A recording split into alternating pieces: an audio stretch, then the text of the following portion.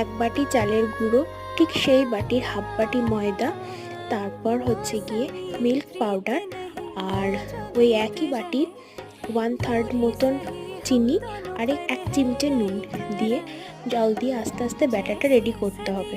এবং ঠিক তার পাশাপাশি কড়াইয়ে দুধ দিয়ে সেখানে একটু মিল্ক পাউডার, যাতে টেস্টটা ভালো হয়, অনেকে কনডেন্স মিল্কও দেয়, তার সাথে একটু ময়দা দিয়েছিলাম যাতে তাড়াতাড়ি জমাটটা পাতে। এটা হচ্ছে পুর। আর মাঝখানে এই যে একটু নলেন গুঁড়ো দিয়ে দিয়েছিলাম। আর আমি এটা কোনো রকম রান্না শেখানোর জন্য করছি না, কারণ আমি নিজেই নতুন, তো সবসময় তো মা করে খাওয়ায়। আমি ভাবলাম আমি একবার চেষ্টা করে দেখি এটা আমার দ্বারা হয় কি না। আর শীতকাল মানেই তো পিঠে পুলি।